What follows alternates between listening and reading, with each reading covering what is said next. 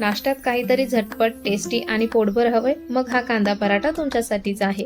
प्रीतीज किचनमध्ये तुमचं खूप खूप स्वागत आहे।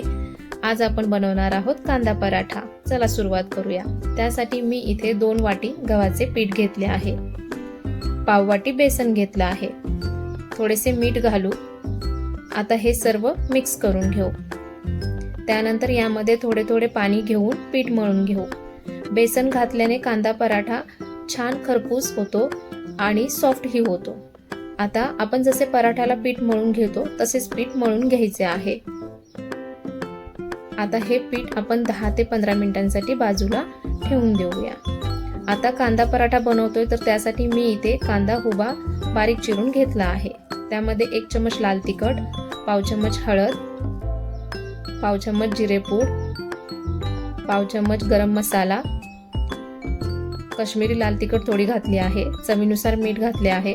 आता बारीक चिरलेली कोथिंबीर घातली आहे। हे सर्व छान मिक्स करून घेऊ। मैत्रिणींनो, लक्षात ठेवा, तुम्ही जेव्हा पराठा बनवणार आहात तेव्हाच हे सारण बनवा, कारण कांदा हा ओला असतो त्यामुळे त्याला पाणी सुटू शकते। इथे आपले पीठ छान मुरले आहे। आता आपण चपाती लाटून घेऊ। इथे गोल गोल आकाराच्या 2 एकसारख्या चपात्या लाटून घ्यायच्या आहेत। अशा प्रकारे 2 प्रकारच्या चपात्या लाटून घ्यायच्या आहेत। एक चपाती लाटली आहे, ती मी बाजूला ठेवून दिली आहे। आता दुसरी चपाती लाटून घेत आहे। ही दुसरी चपाती लाटली आहे, त्याच्यावरती आपण आता हे कांद्याचे सारण भरून घेऊया। कांद्याचे सारण सगळीकडून नीट भरून घ्यायचं आहे। आता दुसरी चपाती यावर टाकू। आता बाजूने कडा बंद करून घेऊ, म्हणजे आपले सारण बाहेर येणार नाही। कुठे कांदा बाहेर आला असेल तर आत सरकवून घ्या आणि दाबून घ्या। आता हलक्या हाताने लाटण्याने थोडंसं फिरवून घेऊ। आता सुरीच्या मदतीने असे काप करून घेऊया।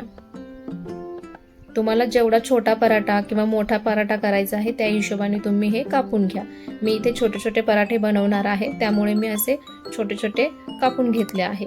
आता असं गोल गोल करत एक आपण गोलाकार गोळा बनवून घेऊ।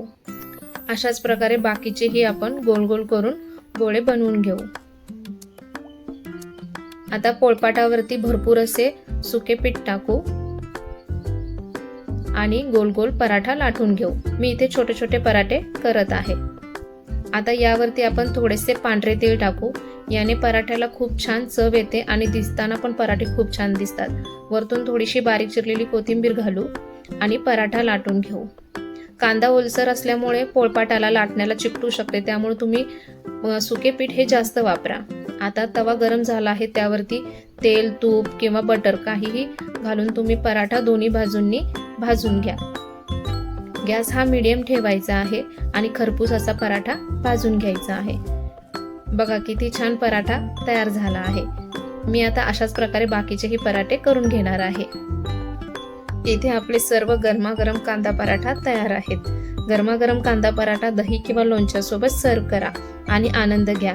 अगदी कमी साहित्यामध्ये तयार होणारा कांदा पराठा नक्की ट्राय करा आणि रेसिपी आवडली असेल तर लाईक करा, शेअर करा आणि चॅनलला सबस्क्राईब करायला विसरू नका। थँक्यू।